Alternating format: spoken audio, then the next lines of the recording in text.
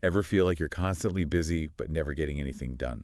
Oh, tell me about it. Well, today we're taking a deep dive into time management. Sounds right up our alley. We're cracking open Kevin Kruse's book, 15 Secrets Successful People Know About Time Management. Oh, I've heard good things about that one. He interviewed over 200 ultra-productive folks, from Mark Cuban to Richard Branson. Wow, that's quite the lineup. And we're going to pull out the best bits for you, the stuff you can actually use. Sounds good to me. Where do we start? Well, Kruse really zeroes in on this idea that it's not just about, like, cramming more into your day. Right. It's more about changing how you think about time. A mindset shift. I like it. Yeah, and he keeps coming back to this number, 1440. 1440. What's so special about that? Okay, so there are 1440 minutes in a day. Ah, okay. I see where this is going. And successful people, they get this right. They see time as the ultimate resource. It's more valuable than money, that's for sure. You can't make more of it, you can't get it back. And it just keeps ticking away. Makes you think, doesn't it? It really does. So how do we apply this 1440 mindset? Well, think about it. How often do you find yourself saying yes to things you don't have time for? Oh, all the time. Or you get sidetracked by distractions? Oh, the distractions, they get me every time. Kruse actually calls those little time wasters, got a minute vampires? Got a minute, vampires. Love it. They just suck the time right out of your day. So what's the solution? Well, Kruse had this really clever idea. He put a giant 1440 sign on his office door. Wait, seriously? Yeah. I mean, that's one way to make a statement. It's like a constant reminder. Every time someone comes in with a quick question, bam, there's 1440 staring them in the face. So it forces you to think twice before you give away your precious minutes. I like it. Right. It's like, is this how I want to spend my 1440? Exactly. Now, are you ready for Kruse's big radical idea? Hit me with it. Ditch the to-do list. Hold on, wait, what? No more to-do lists? Nope. Time to say goodbye. How am I supposed to stay organized? I mean, I live by my to-do list. Okay, be honest. Does your to-do list ever actually get shorter? Well, not really. It's like this never-ending source of guilt. Okay, maybe you have a point. Kruse says forget the to-do list and go straight to a time-blocked calendar. So you're saying schedule everything. Everything. Block out time for work tasks, appointments, even breaks.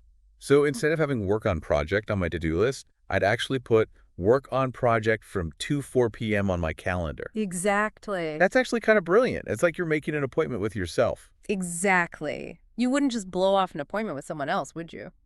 Not usually. Treat your time-blocked calendar with the same respect. Now let's talk about procrastination. Ooh, my specialty. Well, Kruse has this interesting technique called time travel for dealing with it. Time travel. You have my attention. It's all about visualizing the future. Imagine yourself a year from now. Okay, I can do that. If you keep putting off that task, how are you going to feel? Probably pretty bad. Regret, disappointment. Probably a lot of both. So tapping into those negative emotions, that can be a powerful motivator. It's like, don't let future you down. Exactly. But it's not just about fear and regret. You can also visualize the positive outcomes. Ooh. So like, imagine how good it'll feel when that task is done. Exactly. Imagine that sense of accomplishment, the positive impact it'll have on your life. Okay, I'm liking this time travel technique. It's like a double-edged sword, using both the carrot and the stick to beat procrastination. It's a great tool to have in your arsenal. Now, speaking of successful people, did you know Richard Branson is a big fan of the Humble Notebook? Richard Branson, the guy who built Virgin. What's he doing with a notebook? He swears by it. Says it's his secret weapon for capturing ideas and staying organized. There must be something to it. And there's actually some science behind this. Research shows that handwriting notes, as opposed to typing, can actually improve memory and deepen understanding. So it's not just about jotting down reminders. It's about engaging with the information more deeply. Exactly. When you write by hand, you have to be more selective. You can't just mindlessly copy and paste. So maybe we should all ditch the fancy digital tools and go back to basics. It's all about finding what works best for you. But I think incorporating a notebook, even just for brainstorming, could be a real game changer. Okay, I'm convinced. I'm digging out my old notebook right now. Now, let's talk about something we all struggle with. Email. I feel like I'm drowning in it half the time. Oh, I know the feeling. You and everyone else. The book says the average office worker spends like 2.6 hours a day on email. 2.6. That's crazy. Yeah, it's a third of their work week, just gone. So how do we escape this email black hole? What are those ultra-productive people doing that we're not? Kruse has a system called 3210 for tackling email overload. It's all about sending fewer emails, keeping them short, and using subject lines that tell people exactly what you need. Okay, 3210, I'm intrigued. Give me the details. How does it actually work? The big thing is you got to make a decision about each email the first time you read it. Reply right away, delete it, or schedule a time to deal with it later. So you're not constantly going back and forth rereading the same emails over and over? Exactly. That just wastes time and energy. I am so guilty of that. I'll leave emails sitting in my inbox for days thinking I'll get to them later. We've all been there. But if you act decisively, you can actually get control of your inbox and reduce that email anxiety we all feel. It's like taking back your power. Okay, I'm on board with 3210. What else have you got for me? Let's talk meetings. Ugh, meetings. They're like a necessary evil, but man, they can suck the life out of your day. The book actually says that 86% of people think meetings are unproductive. No surprise there. So are those ultra-productive folks just like skipping all their meetings? Not exactly. Kruse looked at how companies like Google, Apple, even Virgin run their meetings. Okay, so these are companies known for, actually getting stuff done. Right. And they often do simple things, like having a clear agenda, starting and ending on time, even banning smartphones. Banning smartphones. That seems a little extreme. It's about creating a culture of focus and respect, right? If everyone's checking their phone, it's hard to have a productive discussion. I guess that makes sense. So stricter rules, more focus. What else? One thing that stuck out to me was the idea of shorter meetings by default. Kruse even mentions that Jeff Weiner, the CEO of LinkedIn, schedules buffers on his calendar. Buffers, like little breaks between meetings. Exactly. It gives him time to process information, recharge, and avoid feeling like he's constantly on. I love that. I always feel so drained after a bunch of back-to-back meetings. It's about protecting your energy and focus, which brings us to another really important skill, the power of saying no. Oof, that's a tough one. I always feel so guilty saying no. I get it. You don't want to let people down or miss No. out on opportunities. Exactly. But the book really emphasizes that saying no is about protecting your time and energy. It's about setting boundaries so you can focus on what matters most. So it's not selfish. It's actually like self-care. Exactly. And it's a skill you can develop. Kruse even gives you 7 specific ways to say no politely without feeling guilty. 7 ways. I need those in my life. I'm always fumbling over my words when I try to say no gracefully. Don't worry, we'll get to those 7 ways. But first, let's talk about a classic productivity principle. You familiar with the 80-20 rule? Oh yeah, the Pareto principle. I've heard of it, but I'm not sure I totally get how it applies to time management. Well, the book explains that 80% of our results usually come from just 20% of our efforts. So the key is to figure out those high-impact tasks, the 20%, and make them your priority. So focus on the stuff that really moves the needle and don't get bogged down in the busy work. You got it. Kruse uses a great example from yard work. He says 20% of your yard work probably gives you 80% of the visual improvement. So you can skip some of the more tedious tasks and still have a decent-looking yard. Exactly. And it applies to so many areas of life. Figure out the 20% of your work that's producing 80% of your results, and you free up a ton of time and energy. Okay, I'm starting to see the power of the 80-20 rule. It's all about working smarter, not harder.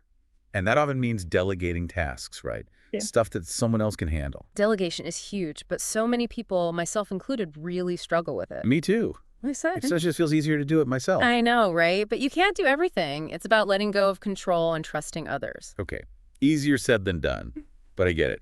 Any tips on how to get better at delegating? The book actually tells the story about a programmer who outsourced his entire job to China. Wait, what? His whole job? Yeah, and he ended up getting fired, obviously. But the point is, you got to delegate strategically. Not everything can or should be handed off. So how do you know what to delegate and what to keep for yourself? Kruse has a framework called the 3 Harvard questions to help you decide. 3 questions, lay them on me. Question 1, can it be dropped altogether? Okay, I like that. Sometimes we're doing stuff we don't even need to be doing. Exactly. 2, can it be delegated to someone else? Makes sense. And 3, can it be redesigned to be more efficient? So maybe there's a better way to do it, even if you do keep it for yourself. Exactly. Those 3 questions can really help you evaluate tasks and figure out how to manage your workload better. Write those down.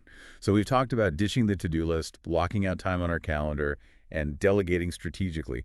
What else do these super productive people do to manage their time?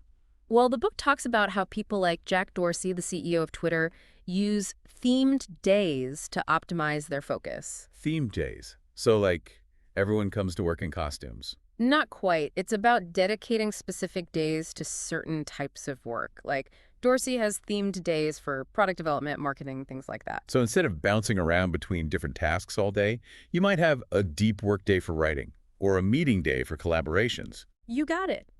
It's all about minimizing context switching and getting into that flow state where you can really focus. That sounds amazing. No more mental whiplash from switching gears every 5 minutes. Right. It's about being intentional with how you structure your days and weeks. I'm loving this theme days idea. It's like Yeah. a way to create more order out of the chaos. And it ties in nicely with that touch at once principle we talked about earlier. Right, making a decision and taking action right away instead of letting things pile up. Exactly. So you read an email, you reply, delete it, or schedule a time to deal with it. Don't just leave it hanging out in your inbox. And this applies to all kinds of tasks, right? Absolutely. Paying bills, making phone calls, even cleaning your desk. Handle it once and move on. It's about eliminating those little decisions that can drain your energy throughout the day. Speaking of energy, that brings us to a really important point that Kruse emphasizes. What's that? Energy is everything. I mean, I always thought time management was about, managing time. But why is energy so important? Because you can have all the time in the world, but if you're exhausted, you're not going to get anything done. That's so true. It's like, what's the point of having a perfectly organized schedule if you're too tired to actually follow it? Exactly. The most productive people get this. They prioritize their well-being. So we're talking about getting enough sleep, eating healthy, exercising, all those things we know we should be doing, but, sometimes fall short on. Those things are essential for productivity. The book also talks about taking breaks. Wait, breaks? Shouldn't I be working nonstop to maximize my output? Actually, taking regular breaks lets you recharge and come back to your work with more focus and energy. So it's about finding that balance between working hard and taking care of yourself. Exactly. You need to create a sustainable rhythm. A sustainable rhythm. I like that. It's not about burning yourself out. It's about finding a pace you can maintain over the long haul. Exactly. And to help you do that, Kruse introduces a framework called the E3C system. E3C. Okay, tell me more. This sounds like the ultimate productivity hack. It's a powerful system that brings together energy management and time management. Okay, break it down for me. What are the components of this E3C system? There are 4: energy, capture, calendar, and concentrate. Okay, let's start with energy. What's that all about? It's all about prioritizing your well-being, like we were just talking about. Getting enough sleep, eating nutritious foods, exercising regularly. Those are the foundation of a productive day. You can't build a house on a shaky foundation. Exactly. Next up is capture. Okay, capture. What's that about? This is where Richard Branson's notebook comes in. Remember? Yeah, his secret weapon. It's about getting everything out of your head. To-dos, ideas, worries, write them down, put them in a note-taking system, whatever works for you. So you're basically decluttering your mind, making space for the stuff you need to focus on. Exactly. And once you've captured those thoughts, it's time for the calendar step. Yes, the calendar. The to-do list killer. That's right. Schedule everything on your calendar. Work tasks, appointments, even those breaks we talked about. So it's not just about work stuff, it's about your whole life. Your whole life. It's Yeah. about making those commitments real, giving them a place in your day. And then finally we have concentrate. Yes, concentrate. Sounds easy enough, But in the real world, with all the distractions, it's almost impossible. right. Notifications, emails, the constant stream of information. But Kruse gives a bunch of tips for minimizing distractions and working in focus bursts. Like what? Give me some examples. Creating a dedicated workspace, silencing notifications, even just telling people you need some uninterrupted time. Sometimes you just got to put up that do not disturb sign. Yes. Sometimes you need to just shut out the world and get stuff done. It's about protecting your attention, which is maybe our most valuable resource in this day and age. So the E3C system brings it all together. Managing your energy, capturing your thoughts, scheduling your time, and concentrating on the task at hand. It's like a holistic approach to productivity, right? You got it. And on top of all this, Kruse has a bunch of other tips in the book, little things you can do to boost your productivity. What? Give me an example. Well, he talks about scheduling 15-minute calls instead of 30-minute calls, finding a mentor to help you stay on track, things like that. It's like a treasure trove of productivity hacks. Yeah. I feel like I need to go back and reread the book with all this in mind. It's really about experimenting and finding what works for you. Not every strategy is going to resonate with everyone. So it's about personalizing those strategies, figuring out what fits your work style and personality. Exactly. And remember, even small changes can make a big difference. You don't have to overhaul your whole life overnight. Pick one or two things that resonate with you and start there. Right. That's the idea. It's about progress, not perfection. And it's a journey, not a destination. Well said. Time management is a process of learning and experimenting and refining what works for you. It's ongoing. This has been an awesome deep dive. I feel so inspired to take control of my time and energy. Any final thoughts for our listeners? So we've got our 4 components: energy, capture, calendar, and concentrate. Okay, let's dive into those. Starting with energy, what's that all about? It's about making sure you have the fuel you need to be productive, like we talked about. Sleep, nutrition, exercise, those are all key. Yeah, it's like setting yourself up for success, right? Exactly. Then we've got capture, which is all about getting those to-dos and ideas out of your head and into some kind of system. Remember Richard Branson and his notebook? Oh yeah, his trusty sidekick. Write it down, get it out there, free up some mental space. I like that. It's like decluttering your mind. Exactly. And once you've captured those thoughts, you got to get them onto your calendar. That's our 3rd C. Right, the calendar, the ultimate to-do list slayer. Schedule everything, work tasks, appointments, even breaks. It makes those commitments real. Gives them a place in your day. Exactly. And finally, we have concentrate. Okay, concentrate. Easier said than done, right? I mean, there are distractions everywhere. Tell me about it. But Kruse has some good tips for minimizing those distractions and working in focused bursts. Okay, I'm all ears. Give me those tips. Well, you can create a dedicated workspace, silence notifications, even just tell people you need some uninterrupted time. Sometimes you just got to put up that do not disturb sign and get in the zone. Exactly. Protecting your attention, that's key in this day and age. Okay, so the E3C system brings it all together. Manage your energy, capture your thoughts, schedule your time, and concentrate. A holistic approach to productivity. I like it. And you know, the E3C system is just the tip of the iceberg. Kruse has a ton of other tips in the book. Oh, there's more. Feel like we've already covered so much. There's always more to learn when it comes to productivity. Okay, so give me a taste. What else does Kruse recommend? Well, for example, he suggests scheduling 15-minute calls instead of 30-minute calls. Oh, interesting. Yeah, and finding a mentor who can help you stay on track with your goals. A mentor? That's a great idea. Someone to hold you accountable. Exactly. But the key is to find what works for you, right? Not every strategy is going to be a good fit for everyone. Right. It's all about personalizing these strategies, figuring out what works best for your personality and your work style. Exactly. And remember, you don't have to do everything at once.